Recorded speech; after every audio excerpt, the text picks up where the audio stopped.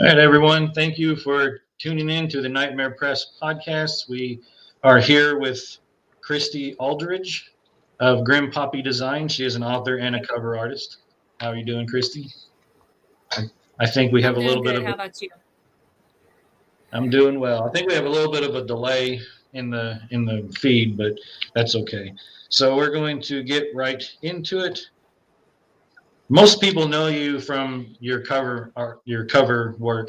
I had for over a year. I didn't even know you were an author until you put up something about the Mona Hill, and Yeah. so I guess let's go ahead and talk about your cover design first. What made you start getting into the cover art?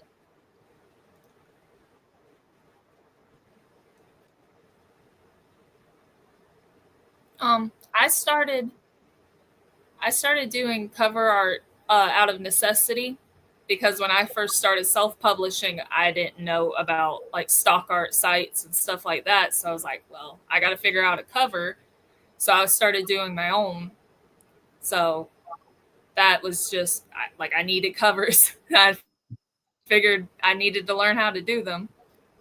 And then afterwards, I'm such a like control freak that any part of the process that I can control, I like to control it. So I just started doing all of my covers, and then uh, other friends started asking about them, so I started doing them for them. And I was like, well, wait a minute, I might actually have something to like put out into the world, and that's where Grim Poppy came from. Yeah, I remember the first time I saw someone mention your work. I don't remember who it was, but they listened, and I looked you up and I was like, wow, she does really cool work. At that time, the press was on hiatus, but I wasn't writing much, but I think I actually reached out to you because I was like, yeah, when I start publishing books again, I definitely want her doing my work. So it's pretty cool stuff. So where do you get a lot of like you do mostly horror right now? Where do you get a lot of the inspiration from your artwork for? Well, uh, usually it's just that like I'm scrolling, I see other people's art and I'm like, "Oh wow, that's cool. I wouldn't mind doing something similar to that." Or sometimes on the Patreon, I'll do like a prompts day and I'll let all the Patreon members post like their prompts of covers they wouldn't mind seeing, and then I'll go from there. But it's just like with writing, literally anything can spark inspiration. So if I see something I like, then I try to do it. Yeah. Tell us about how you usually go about creating your cover art. Like, what's your process? Well, first coming up with the idea. And then if it's going to be stock art that I decide to go down that route, I'll go through the stock art sites and I'll scavenge the like look everywhere for whatever type of images that I need and gather all of those first. And then I use an app called Sketchbook, which is basically just like a sketch pad on your tablet. And I go on there and I manipulate the images to look the way I want, and then I'll paint over them so that they blend better. They don't look so clip arty. And then I tend to use another app that's called VSCO, and it's a filters app. I'll go on there and I'll age it up, or I'll change the colors, the lightings, and things like that. And then if I plan to draw something, obviously I go back to Sketchbook and I draw out my sketch and decide from there, just like any other artist. You just draw as you go. Do you have a is are you like mostly self-taught and learned along the way, or do you have a graphic design background or any kind of artist background or No, I was definitely self taught. I actually started drawing simply by, I was a huge Pokemon fan, and anime is where I started with my art. So I would like pause the TV and I draw what I see because I'm not one of those people that I can like see something in my head and draw it from my mind. Like, I like referencing things in order to draw. And I know a lot of people will be like, oh, well, that's not a real artist or whatever. But like, if it's work, you know, if it works, don't try to fix it. Yeah, the whole idea of like real artists and real authors and real whatever else, it gets pretty old. And people have that elitist attitude. I know I get tired of hearing it, but Yep. and you know, I mean, Yep. I've kind of thrown it back at people who go around saying that about other people. So I guess that's kind of hypocritical, but I think if you're out there doing the work and you're trying, then you deserve, you know, to be called a real artist or a real whatever. So yeah, if you hold the pencil and draw it out, then you drew something, whether you were looking at an image the whole time or not. yeah, I mean, because plenty of people do like, you know, portraits. Like if you said like so they're going to call artists who sat around and like drew a tree or painted a vase full of flowers. Are they not real artists because they Exactly. You know, it doesn't make sense. I guess you know, I guess Picasso or It doesn't. I guess they weren't real artists, were they? They just because they put their own touch on it, but they had to look at something, so it wasn't real. Doesn't make sense. Exactly. It makes no sense. Yeah. I think people just want to be mad. I think that's people are just like, they're like, well, I'm not doing it, so I'm mad, or I'm doing it, and this person might be doing it as good as me, but they're doing it differently, so they're not real. What are Yep. That's what exactly it. What are some of these stock sites you found are probably the best for people to go to if they were to get that kind of imagery? Well, my personal favorite is probably Deposit Photos, because I feel like the pricing on there is very reasonable for the amount of images that you get each month, because I do the yearly plan. So I get like 30 images every month for like less than $30, and they constantly have sales where you can get like just images for really, really cheap if you have the money. But like free options, I fully think that you should also take in those. I like Unsplash, which they also have like a pro account that's pretty cheap where you get unlimited stock images. I use Canva. I use Pexels. I sometimes will use Pixabay, and I forget what the other one is called, but like all of those are free.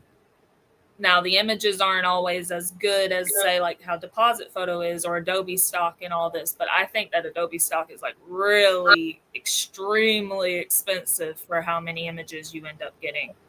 So I don't really like to use them.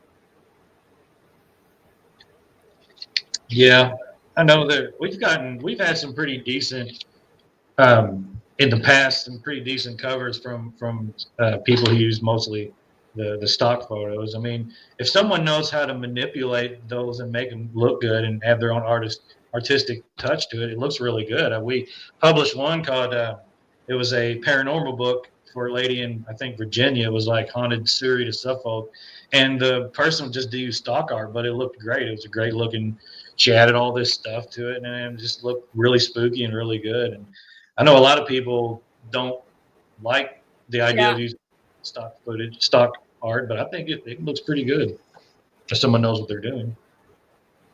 Yeah, I know so many different artists that use stock art, and constantly when I see them post something, I'm like, I cannot believe that they were able to do that. That looks so good. Yeah. But I think a lot of people dislike stock art because, and I'm fully guilty of it when I first started, is that there tends to be a trend among like really low cost pre-made covers with using a stock art image, but only using that image and like basically doing nothing to it or simply putting a filter on it. So it's like a different color or whatever. And then you come into the problem of, you know, someone else is probably going to have that same cover because it's just that image. which I'm definitely guilty of that. I've done that in the past because I didn't know what I was doing, basically. And I've learned a lot along the way. So now I'm like, yeah, there's gotta be a couple images going on here. You gotta create something with this image, not just that image. Yeah, we did have a couple of issues. I know we had one. The actual first book that we ever published that wasn't us, wasn't my work or mine and Jenny's work, was a Weird West novel called Bella, and it looked really good. Like the lady who made it, it looked great. But she didn't do much with the image, and I saw it on something else later, and I was like, damn.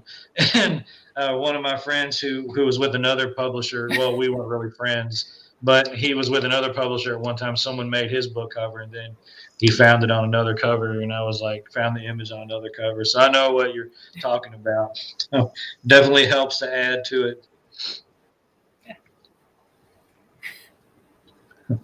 Do you ever? Even with pre-mades, the goal should always be that you're still selling something unique. Yeah.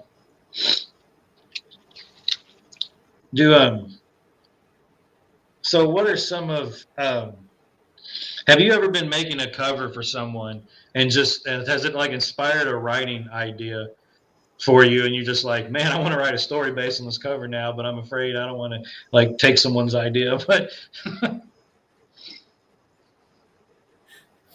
I don't know so much with customs. Maybe one, just because I really loved the way the cover ended up. But if I'm making pre-mades, there's definitely times where I start making a cover and then I end up liking the cover so much that it sparks an idea that I'm like, I'm gonna keep this one to myself. There's been a few times where I've like posted one of those covers, and then after I posted it, I was like, yeah, guys, you're not getting this one. I'm taking it back. Yeah, you have some really good looking covers. I've looked through Grim Poppy Designs website in the past, and I've been like, I just want to write a story based on almost all these covers. What am I going to do? I know Jenny really likes your work. She saw that. She saw one. I can't remember which one it was, and she was like, "You have to tell her to get that one. You have to get that one from her." And then I messaged you, and you were like, "No, someone's already got it." And I was like, "Maybe it was you. Maybe you kept it." Yeah. Yeah, there are definitely some times like that. I'll look at my messenger after I post the pre-mades, and I'll have like a couple of messages in a row, and they all want the same cover. I'm like, you were like 2 seconds too late. They're like, oh, darn.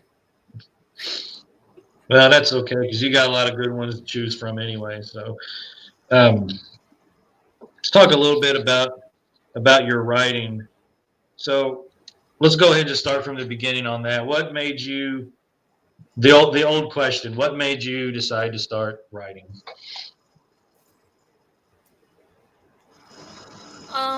I was in gifted enrichment classes when I was a kid, and in my 4th grade class, she was like specializing in English and stuff in that one, and we had to all write a short story for that class, and I wrote my short story that was, I don't even know what it was about now, but I remember after I wrote it, and she had read all of the class's stories, she had like pointed out, she was like, Christy was descriptive, and she had like a full plot and a beginning, a middle, and end, and like, this is how you write a short story. And I was like, oh, okay, maybe I'm pretty good at this then. And from there, I kind of discovered fan fiction. And I started writing Teen Titans fan fiction because I was obsessed with the TV show. So there's some of my short stories just roaming out there in the wild of like Robin and Starfire and love. It's a great show. It really is. It was. But, yeah, I struggle with short stories, writing short stories. I don't mind. I enjoy reading them, but I struggle writing them because it's just like I start writing on one thing, and then I'm just like, oh, I want to do this, and I want to do that, and then I got all these other ideas, and then before I know it, the 5,000 word limit that was set. I'm at like 15,000 words, and I'm like, all right, this is a joke. I can't do this. So, but Yep. It's definitely an art form that I find to be. I don't know. I have a lot of respect for it. The short story art form. Have you? Do you have any like short story Yeah. collections? I I'm sorry. Go I ahead. do. I have two. One is called.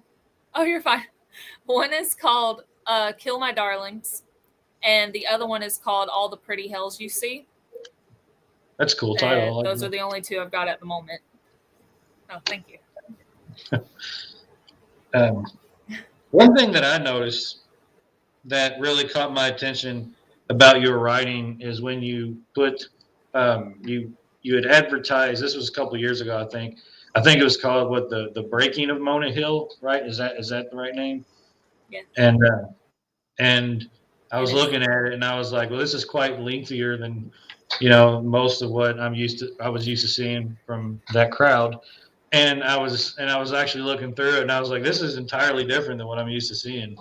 And then, like you had mentioned once, that Jane Eyre was one of your favorite books, and I was like, well, I was like, this person, I can really get along with this person. So I was like, but so what? Apparently, you're very inspired by classics, and I appreciate that. So tell me about some of the classics that inspired you, other than Jane Eyre. Well, back with the writing thing, like, I started with fan fiction and stuff like that. I read Twilight when I was like 14, 15 years old. And in my head, I was like, I could write this book better. But in Twilight, she mentions a lot of classic books. And like one of the main ones that she mentions is Wuthering Heights. And I was like, okay, I need to read this book. So, like, Wuthering Heights was probably the first classic book I ever read. And I fell in love instantly with them, specifically Gothic leaning classics. I love the Gothic genre. So, Wuthering Heights was like the first. And then from like there with Twilight, then I was like, I need to read other vampire books. So I read Salem's Lot. So that was my first Stephen King book. And then from Salem's Lot, I went to Dracula. And like from Dracula, it was Frankenstein and the Picture of Dorian Gray. And then somewhere along the line, I discovered Jane Eyre, and that instantly became my favorite. But I've read like Nope. Got a little bit of a disturbance here in the force. Looks like the feed's gone a little haywire. I know. Speaking to Christy once, she did say they have a bad Wi-Fi, bad internet out there. All right.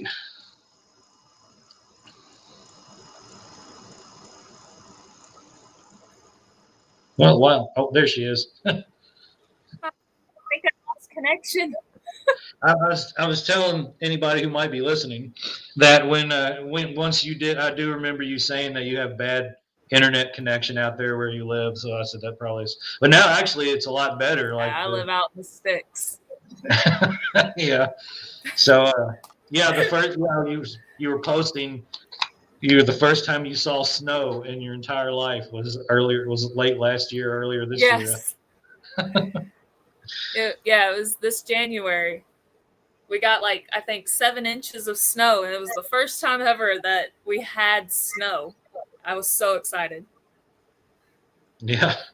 Yeah, I remember I lived in Georgia for a short period of time, Conyers, Georgia. It's about, I don't know, 40 minutes. I think it's west of Atlanta, but it snowed down there, and they acted like they had never seen anything like it, and they were just running through it. And I was just like, coming from up here in Kentucky, I was like, we don't get a super amount of snow, but we get snow, and I was kind of like, I was a little kid, I didn't know how the climate was,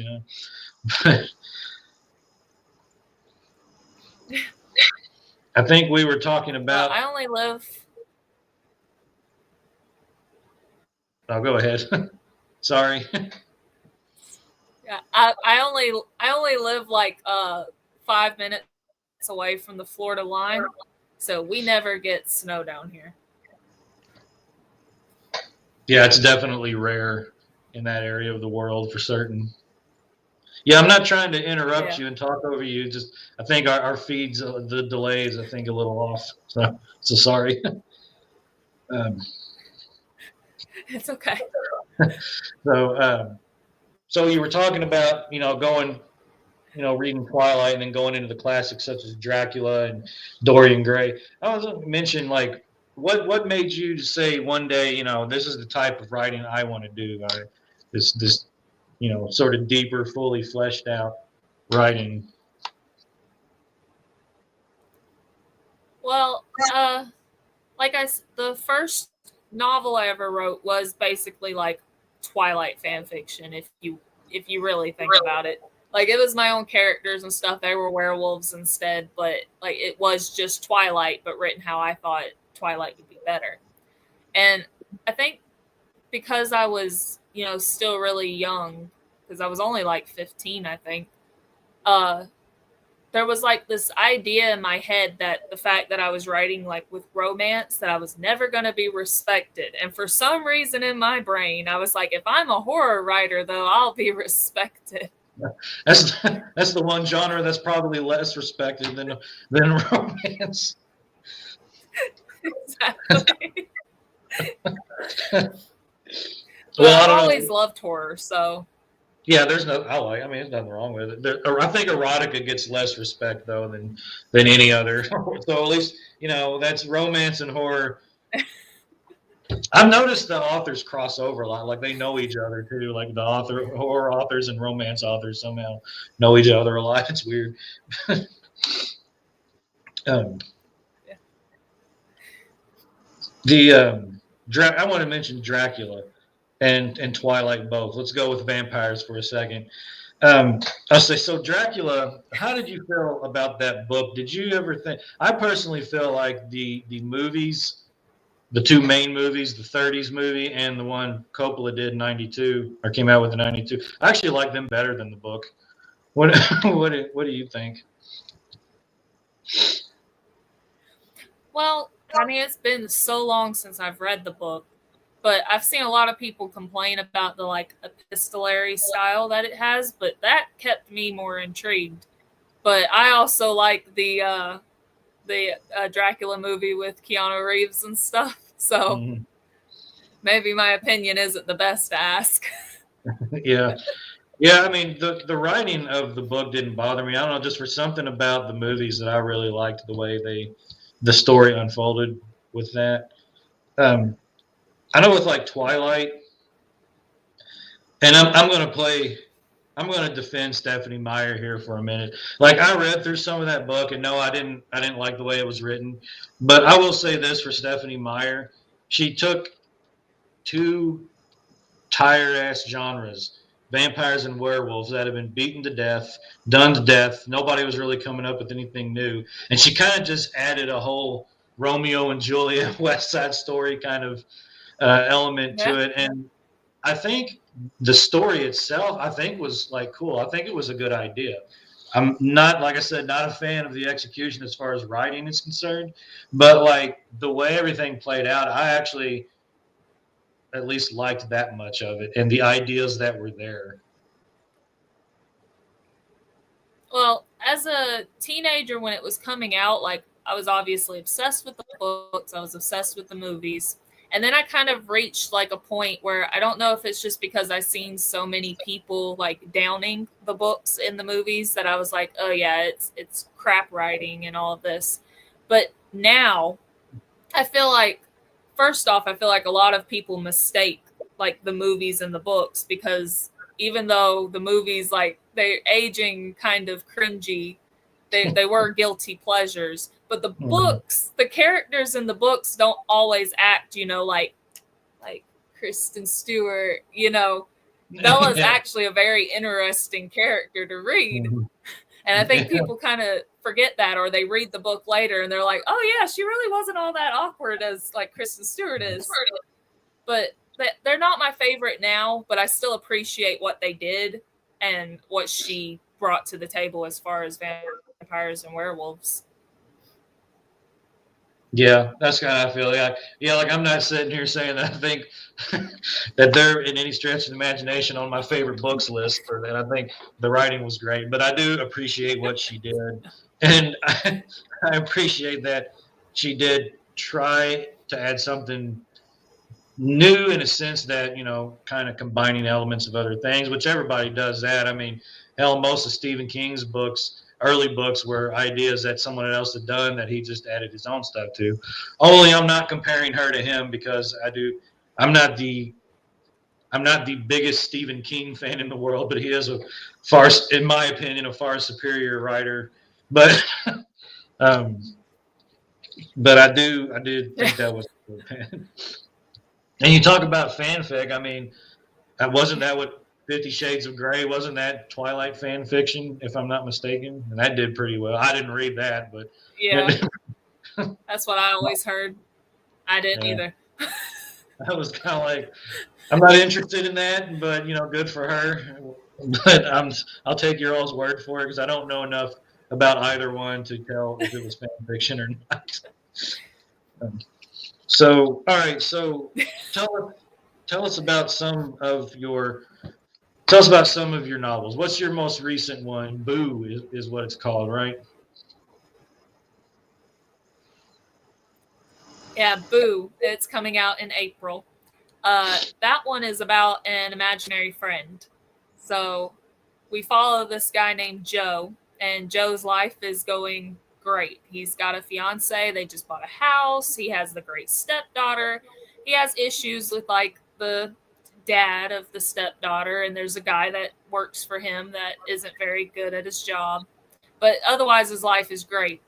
And then he uncovers an old box from his old toys and he releases Boo.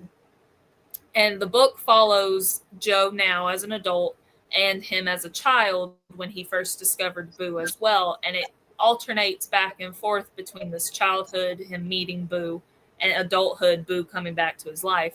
Because Boo loves Joe a little too much. So much that like he'll protect him from anything. And sometimes protecting him involves hurting people. That sounds pretty interesting. So, what sparked that idea for you? Well, actually, it was the idea that sparked it didn't end up making it into the final copy of the book, but I had this vision of this monster that was like following this little boy, and anytime like the monster wouldn't speak, but if he said the word boo, like the person that he said it to would die of some like usually kind of like offing themselves. But uh that was what sparked the idea, and then it didn't even end up making it into the book. So Well, I guess all that matters is that the book happened. That's all that counts. So yep. it had been a while since you had put out a novel before that, hadn't it? Because Mona Hill was probably in like what 2020, or was it not that long ago? I I think that Mona Hill was either 2021 or 2022. Okay. Still too long, I think. But my problem is that I have an endless supply of ideas, and I love writing. I can sit there and I can, punch out a couple 100,000 words on a book and finish it and be like, I've written a book. My issue is that I hate going back to that book later and reading over it and having to fix it so that it's ready for publishing. So I have a whole backlog of books that I have written, which is why like this year is going to be a pretty productive year because I'm finally getting my butt in gear, which rhymed. But I just have an issue of going back and revising my drafts. Yeah. Oh, I definitely understand that, having the endless ideas. I compiled a list of all the ideas that I had for book stories, and there's like over 2,000 of them. And it was like, but obviously a lot of them would probably end up being, I'd start writing, probably get about 10,000 words in, like this is garbage. But, I'm Yep. the same. Like this book I'm getting ready to release now is the first one I've released, I think, in fiction wise in like 6 years. So it's kind of like I get it, but it's not the editing thing. Like I like editing fine, well enough, but I don't know. It's just sometimes you get all these ideas and you start wanting to do all these different things, and it's just harder to bring it all together onto one thing and focus on just one project. And it's probably ADHD. Yeah. So, I don't know. but so other than obviously Boo's coming out right, getting ready to come out now. What are some of other books ideas that you can tell us about that could be coming out soon, if you can talk about them that you have backlogged? Yeah. This year I'm hoping to publish 2 more books. They're written, they're just not fully edited yet. But the next book that should be coming out, it's called It Approaches Slowly. And it's kind of like my love letter to Evil Dead. So it's definitely more on like the gory side and things like that. It's about this woman who finds out that her parents and her brother have all killed themselves. And she goes back to her family home to start cleaning up things to sell the house and stuff like that. She's, confronting her past. And while she's there with her boyfriend and his brothers and her cousin, things start happening that start like in their mind, and they start doing the same as her parents and her brothers did. So that one's definitely more like on the gory, sort of dark side. And then hoping for October or November, I talked about it a lot while I was writing it, but I wrote a gothic romance / horror book called Where the Hares Run No More. And I'm super, super excited about that one because I don't think I've really tapped into that Southern Gothic type of genre, but this one I really was able to, and I love the Gothic genre, so I was so happy to write that book. I'm so excited for that one to come out. Yeah, it definitely those both sound really interesting. I've been meaning to, years ago, I meant to get Mona Hill, and I just never did get around to it. I've got like 500 books to read but so before the feed cut out earlier, you were talking about the Gothic genre, and so you never really got to finish your thought on that. What is your I don't know. What are some of your favorite books? Now, of course, I know you mentioned Dorian Gray and Dracula, but what are some of your favorite stories from that Gothic genre that really inspire you, just really make you want to write and just enjoy all that? Well, of course, I think the one that like started it all, that really made me realize how much I love it, was Jane Eyre. I consider Jane Eyre a Gothic romance. It's got all of the tropes in there for that one. So that one's definitely at the very top of the list. Phantom of the Opera is also one that I consider in the Gothic genre.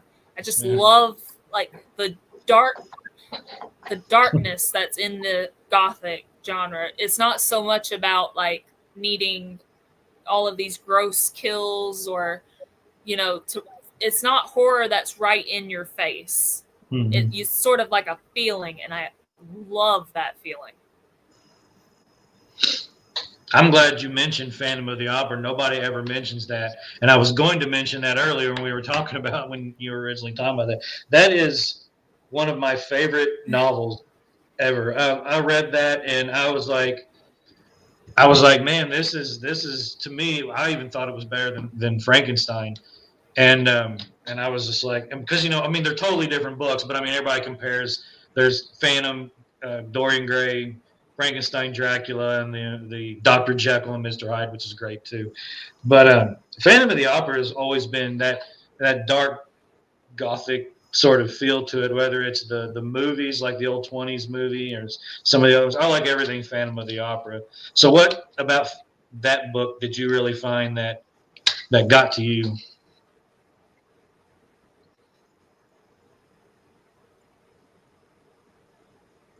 I think you broke up. I didn't hear the last part. Okay, I was saying about the Phantom of the Opera. What about that book did that really appealed to you? Did it still not work? We still it's for some reason I can't. Yeah, for some reason it just is melding all your words together. Okay, maybe it's just the way I talk. Hold on. Yep, there we go again. Let's see.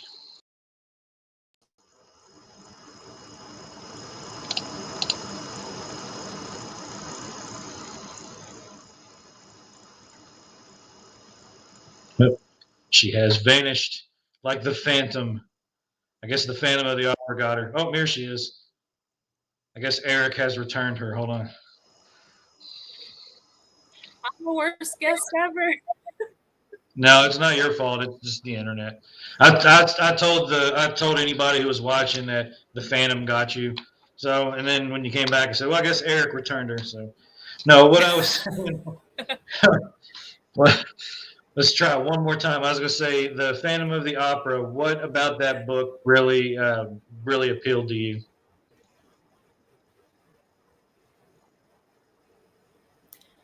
Well, I love the dynamic really between Christine and the Phantom.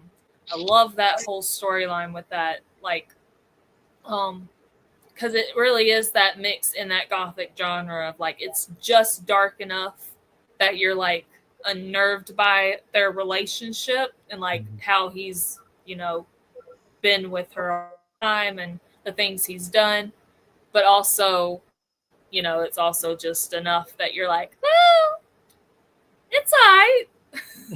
Yeah. Well, I mean, and you find out that he's a pretty messed up guy anyway. He's got a lot of his own problems. So, yeah. I don't know why. It just really. I think about the movie with Gerard Butler. Yeah, I like that movie. They got a lot of flack though. I thought it was good. And but they make. Well, I think the issue is that some people watch the movie and they see Gerard Butler and they're like, "Oh, Gerard Butler." They don't realize that, like in the book, he's not that good looking. No, he's not. He's a monster. He's got a real messed up side of his. He's got the death's head. Yeah. So yeah, he definitely didn't look like Gerard Butler. So, sure. But yeah. I think this is just the weird part of me, I guess. One of the things I really like about it is just the concept of how he lives in that opera house away from the rest of the world and like just exists there and knows places that the other people don't, and that he can wander that whole area and survive in there. That's it's kind of like how the Hunchback lives on top of Notre Dame bell tower. I think that's like, which I read that one too. Yeah, it's like I could totally live that way. But so all right, so again, let's go back to the breaking of Mona Hill as well. Let's talk about that one. That was your other most recent one. What really sparked that idea, and what did you really like about writing that one? At the time, I had started listening to Ethel Cain, and she has a song called "Inbred," and like the whole lyrics of that song, I was like, I want to write a book that feels like this song. So then I started thinking, my boyfriend and I at the time, we were talking about an idea that he had about an atheist being possessed by a demon. And that inspired an idea for me about, well, what if someone isn't possessed, but they still have to go through like the whole exorcism things? Like, what would that do to a person? But also, how would that person get there? And that book was so difficult for me to write. Like, it was both cathartic, but also I stopped like halfway through it. I was like, I got to take a break. It had me depressed because it's really, it touches on a lot of heavy subjects, but I absolutely love how it ended up turning out.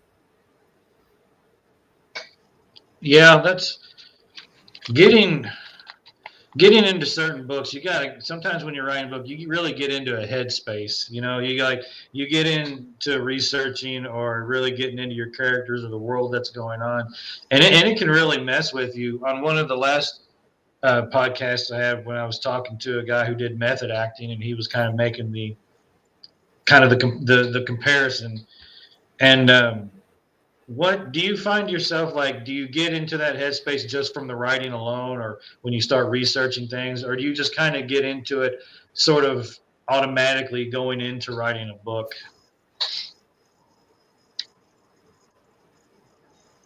Well, I think that it takes me a while of writing to actually get into that headspace.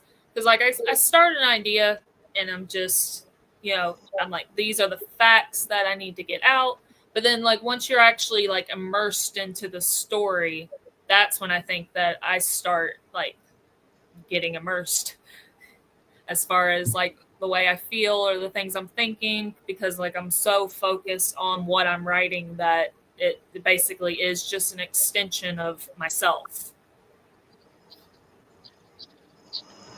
Yeah, so I totally agree, and I understand that aspect. So that kind of makes me want to ask you, I ask this, I'm going to get you with two questions that I ask almost every author in some way, shape, or form.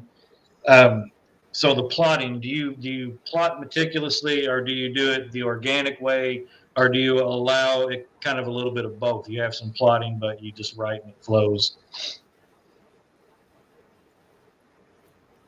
Yeah, now I feel like it's a little bit of both. I need sort of a roadmap or like a general idea of where I'm going. So what I usually do is I'll like plot out certain chapters and I'll be like, these are bullet points of things that need to happen in this chapter. So it's not like very meticulous and all fully formed. It's just I need to get this character from A to B and from B to C and so on and so forth. But it leaves room for like, oh, well, if we're gonna, go to BA, we can side off over here as long as we get that to here. Yeah, that's pretty much the same way I try to do most of it. I can't, and even if I just try to sit down and start writing a book with nothing but a little bit of plan up here, I still end up making extensive notes as I go. Like, okay, I'll have to remember this later, and or maybe this will happen later. So, I think that you find a lot of people. I think a lot of people do it that way, and they don't even realize that they do both. But they like to say they pants or whatever they do, but. I don't know. Usually when I ask people that, it gets to that point. Another question, because we were talking about being immersed into the world that you're creating. So here's the big thing, and I know you've heard it time and time again. You are not what you write. Separate art from the artist. But then there's also write what you know. I feel like, and I've said this before, I feel like writing what you know is important. What do you think about that whole thing, that whole argument? I think both are balanced. Yeah, I think both are very valid. Obviously, I don't personally go out and murder people, allegedly. Allegedly. But there's definitely a lot of me in what I write. And it's not always the things that people, I guess, think is me in the writing. But also, of course, I'm writing things that I know about. So, like, there's definitely a lot of, like, religious trauma that I write about. Or I definitely lately seem to write more from a female perspective than a male perspective. Because those things I understand better and I know better. But I also do think that you should branch out and, try other things that may not relate directly to you, because we're writers. Like, part of us that should be like empathetic and be able to understand other people's perspectives and be able to write about those. I agree, and I think the important thing to understand with perspective is that you can't just say, I want to write about this person who's nothing like me, and just decide to go like read a couple of articles, like, because then it just comes off as not being authentic. Like, you have to have some sort of life experience, whether it's knowing people in that certain area or a certain group or whatever. So like, I think, obviously if you want to be a man writing from a female's perspective, or a woman writing from a male's perspective, you can do that because almost every man and woman have interacted with members of the opposite sex, right? So, but it's like, it might be harder when you get down into a little more, different groups. Like, say you want to write from the perspective of someone with borderline personality disorder. Well, how do you do that? You can research borderline personality disorder, but those are just words in an article. So how do you think someone should go about trying to get into that sort of headspace? Should they seek out those people, or learn from their life experiences, or just stick to their experiences? Yeah, I think that, this is life. And we have social media now. You can literally, find someone out there that is whatever you're looking for, and get that personal firsthand, experience of theirs from them. I think that you should go straight to the mouth of the source, and if you're wanting to write something that you don't relate to at all, finding someone that knows exactly how that feels is the first step, in my opinion. Because you can read about it online all you want, but like, hearing that firsthand experience is going to always be the best route to go, in my opinion. Yeah, I think so too. And that's what makes it difficult, because it's hard to approach someone, like, if you don't know them all that well, and it's like they're, been confined to a wheelchair their entire life. How do you approach them with that? And then, like, you be like, hey, I'm writing a story about a person who's been confined to a wheelchair their entire life. You don't want to upset them, right? So it's kind of, it's really difficult, I guess, to approach that. And but at the same time, you got to be comfortable Also, enough. everyone's experiences aren't the same. Yeah, exactly. And that's the problem too. A lot of people, I find, when they try to write about, I don't know, characters with mental illness, characters with physical disabilities, characters from other races, characters from whatever else, they a lot of them tend to use stereotypes because they don't seem to understand that everything's always different. But it's not that they don't understand all the time, but it's also just like they don't know, because that's all everybody talks about is the stereotypes. And of course, stereotypes come from a piece of reality. They're stereotypes because it's a general and common occurrence or behavior. But I think you can't get in deeper than that. Why write a character if they're just going to be a stereotype?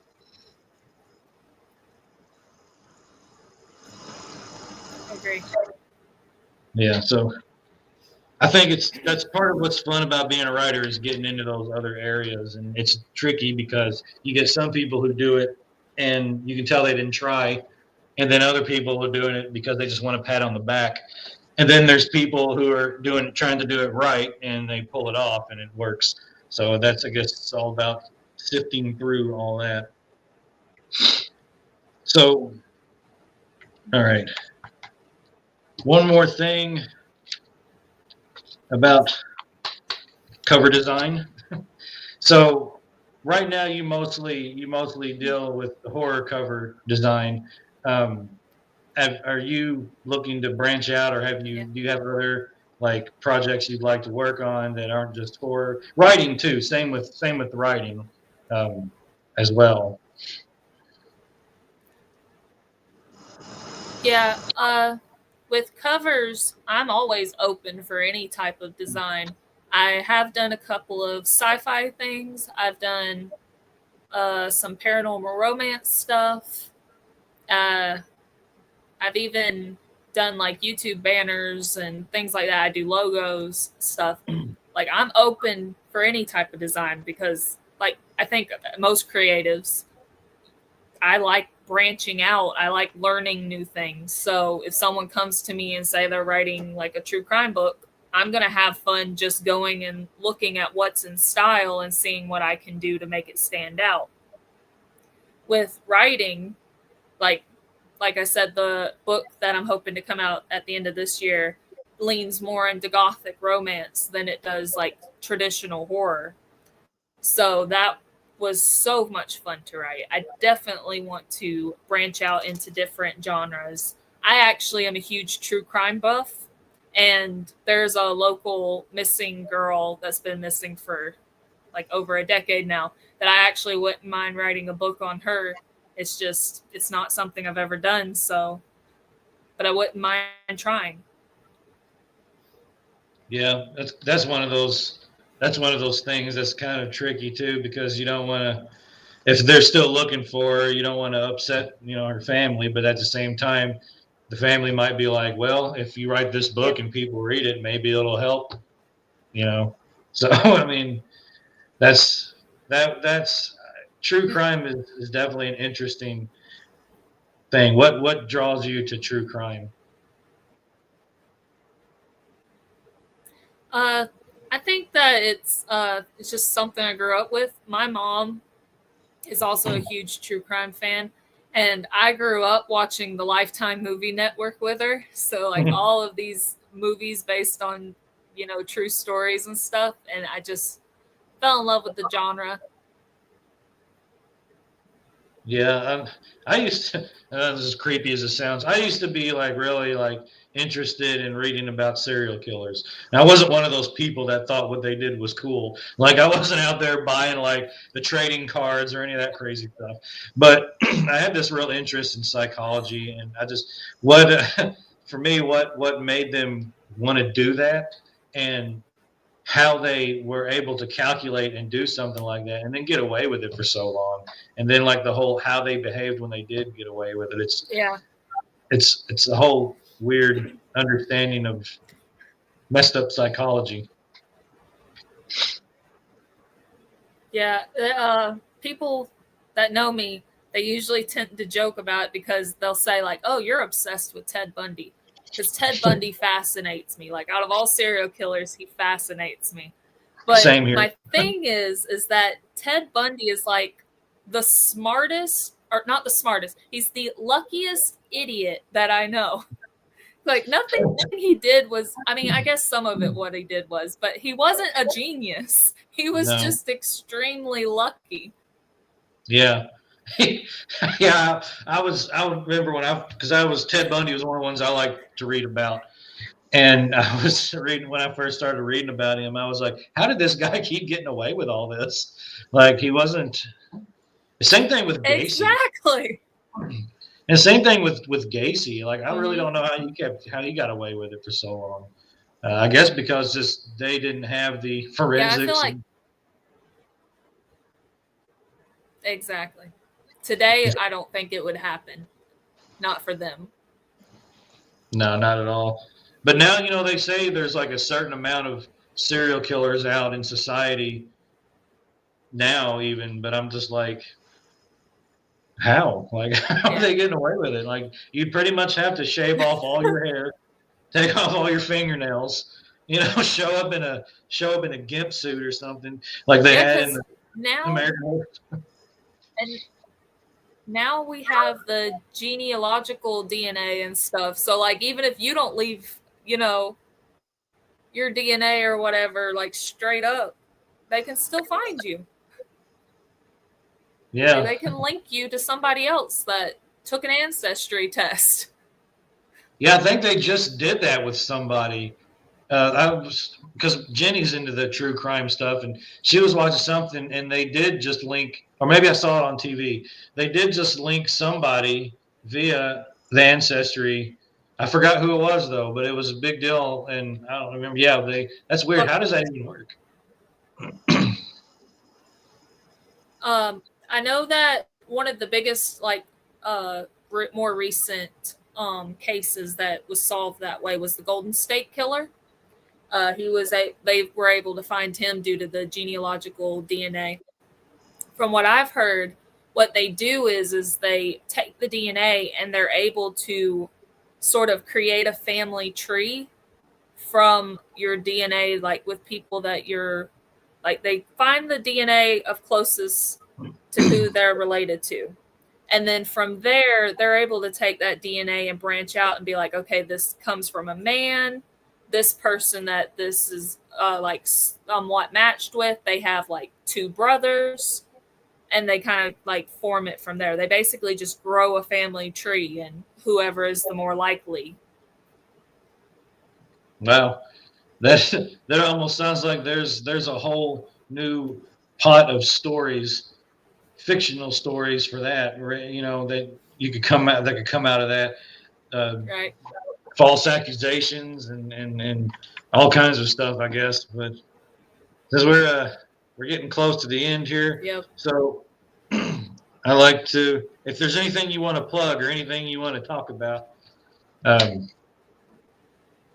feel free.